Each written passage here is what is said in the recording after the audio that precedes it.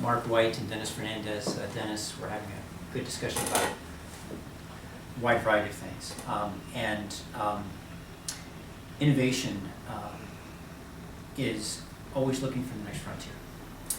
What hasn't been invented yet? What hasn't been thought about yet? In the break between segments, you and I were talking a bit about this. And the question is,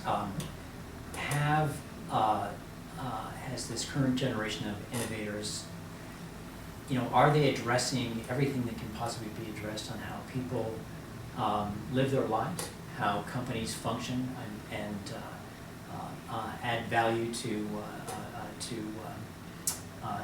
the community? In other words, have we addressed the main areas of innovation, and there are incrementally smaller achievements in changing our lives, really, with new products and new solutions. Robotics is an important new industry. Virtual reality as well. Plant genetics. There are some really cutting-edge issues here. Personalized medicine. A lot of innovation there. But these are industries that they're new, but innovators started working in these sectors, these areas, 5-10 years ago, quite honestly. Robotics now only is getting mainstream attention. Cold fusion, for example, and energy. Things like this. Innovators working for a long time haven't gotten mainstream recognition.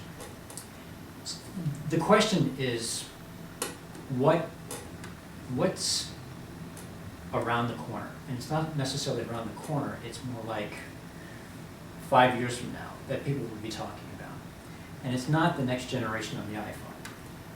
And it's not the next new robotic solution to aging or to achieving industrial production. It's what is way out there that is a new field that's important to human endeavor that innovators should be looking at, is something that has to be addressed. What do you think? Thanks, Mark, for the Hard difficult question. I actually think about these things a lot, and over the years they've provoked some of my own inventions and helped me be a better practitioner for clients and their investors.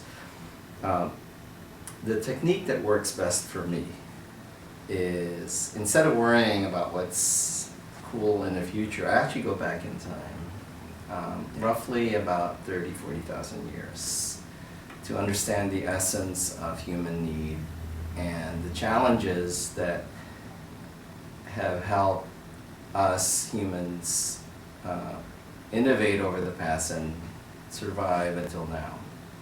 So there are two areas that I like a lot that are under extreme challenge for ethical and policy reasons. One is getting into the core of our genetics, not just humans but plants as well, and we have the ability not just to understand what organisms you can produce from DNA, and we also have the tools very cost effectively to modify these things. And there's a lot of hesitation in genetically modified foods or tampering with the germ cell that could bring offspring. So people in the health profession debate this issue, whether if it's okay to genetically modify for better stock, like cattle, what's wrong with coming up with better humans, okay? So I think so far there's been some safeguards on policy, at least in the United States, to discourage aggressive innovation there. But if you look back in time, there were early humans, and some evolved successfully, some didn't. But we had to wait, tens of thousands of years for natural evolution to find a better way. but you don't have to now. You can do it very quickly.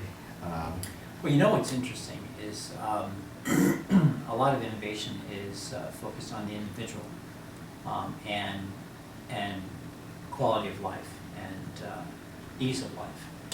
Maybe the future is more focused on communities and the world at large. So we've got issues with energy consumption, with the environment, with limited resources, with conflicts, terrorism, and things like this. And so, and there are origins of all of these problems. And so, but they affect everybody. And it's not an individualized individual issue. And so there's a collective solution for everyone. And so do you think actually areas of innovation ought to be looking at some of these massive problems that, you know, from today's perspective may be insurmountable? What do you think about Sure. that? So, all right, so the first one was we have the capability to come up with better foods than animals and plants. That's right. The second one, which is also under siege on ethical constraints, is security. Okay. So individuals, families, nations, and because it touches on privacy interests. But we have increasingly the technology to detect almost anything going on the planet. Okay? And then inferring what that means using all kinds of artificial intelligence and smart sensor networks and distributed computing and communications. And so we have a way, maybe some people would argue it in an Orwellian manner. Governments could monitor people and things very easily. I mean, today it's still a little bit expensive and delayed, but it's not going to be like that for much longer. Okay. So really, you've got this overlay on progress, which is ethics, because you've got issues of individual freedom. You've got issues about being selective and discriminatory, and you mentioned better people because we have better animals and food, controversial things, and so innovation never takes place by itself, and it's in a larger environment, and so the breakthrough actually might have to be in public policy and the way people perceive what is the appropriate way to progress. I think that's a good thing. We saw that exercise occur after World War II with nuclear power, because people recognize nuclear energy as a practical solution, to compete with coal and hydroelectric. So I think it's a healthy debate, but I do think that security, because I go back to the cavemen, they wanted security back then, and the problem hasn't gone away. I mean, the threats now are different. People breaking into your Visa card account, or you can do surveillance in your home when you're not there, but you can also watch the nanny, okay? All kinds of interesting ethical questions come up, okay? And, the thing about personalized medicine and, genetically treating someone from cancer makes them a better human. Why is that any different than someone who wants to be smarter or taller, okay? Same technology, but just a different purpose. Anyway, so this is what I view as the opportunities moving forward, okay? And we haven't even unleashed the beginning of these new industries on genetically modified technologies, or a true security solution. People feel very vulnerable today. There's a lot of threats. If you travel outside the United States, you're very sensitive to these things. And if your kids are doing social networking on the internet, they're vulnerable to all kinds of threats, okay? But that can be solved. Anyway, again, you look back at human history, humans have invested a lot of resources to build the Great Wall of China because they felt a threat at the time. And now our threats are different, okay? And so we're using a different kind of technology to guard against the enemy. And it could be individualized, you know, your own financials or your family security, or it could be a community competing for limited resources, okay? Like in the Mideast for petroleum. And it raises the question about access. You know, so one of the issues in the pharmaceutical industry today is the high pricing of drugs for you know, very specific types of disease, of illnesses, and all of us bear the cost of that because of insurance, because of the need to support those without. Patent law by definition gives an advantage to an innovator to derive benefit from having created this and an incentive. But then you've got the ethical issue about access. That's never going to go away. So you need the incentive, but we need market access as well. There's the issue about revenue and paying for all this. And then you've got personal issues about you know, personal freedoms, and again, this whole issue of selective application to people that have the ability to buy a solution and others don't. So these issues, it's all intertwined, and I would think part of what an innovator has to do is think all of this through, because it's part of the innovation process of what can you actually build that's going to solve a problem that people will use, because if you've got ethical issues on applying that, it's a useless innovation. I think it's a temporary speed bump. You know, some of these great technologies early cost a lot of money, like sequencing the genome or even solar panels on the early satellites were very expensive. Now, they're giving away solar panels for your roof, you know. Right. And yeah, sure, it costs a lot of money today to diagnose your cancer genetically, but a good entrepreneur will innovate some technique to do the diagnostic very cheaply, maybe for free. And it's like the early days of desktop publishing. You had to go to the experts and they had to manually design your artwork, and now you just get on software, on Adobe and other apps, and it's so cheap. So technology has this disruptive way, uncanny disruption to make, you know, it started out as a very expensive problem, make it very cheap.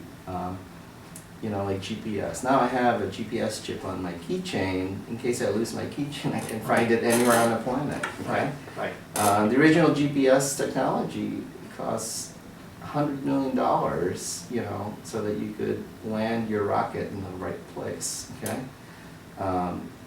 Anyway, so it's not going to be like that very long. I mean, you know, relatively speaking, all these things that are expensive today are actually going to be quite cheap, if not free. And I would be betting on that. Okay. I think the hard part is anytime you have this kind of Darwinian evolution to adapt,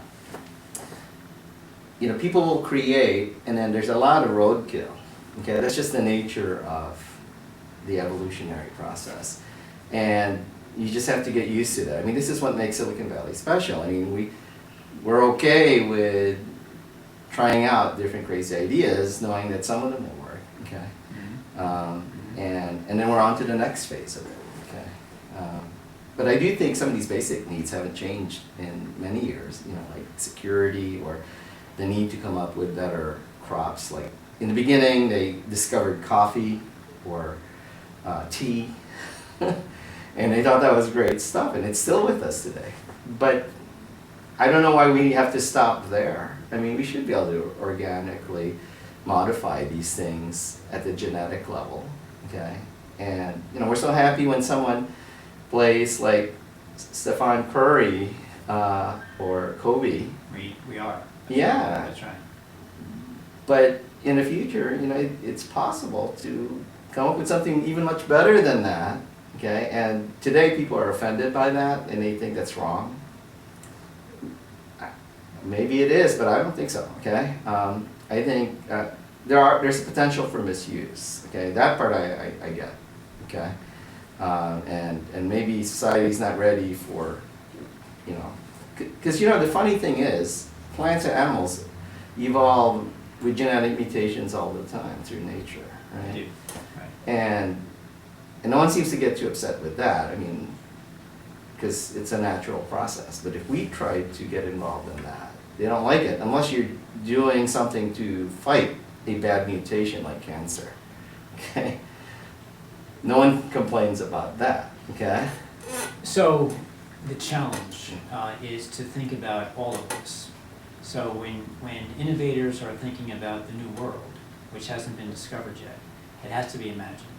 But what you're saying is it can't be science fiction, it can't be fantasy in the sense that it has no grounding. You're saying the grounding is based on human needs, it's an understanding of what drives all of us and communities at large. There are ethical issues in many of the applications, and you know, with security and terrorism is one example, and plant genetics and the evolution of people as well, and personalized medicine. These are all difficult topics, but it's holistic thinking at the front end before you decide what it is you're going to solve. Mm-hmm. And it's not just a product solution, it's everything involving that product and what it does, how it's going to be used, will it ever get to market, is it going to be beneficial or not, and really, what's the distribution model? Is it free? And is that the way to go? And maybe it is. You know, so that thinking has to go in front end before you actually start down the path of innovating. Mm-hmm. Okay. A nice way to end the discussion. Thank you. Thank you all for participating.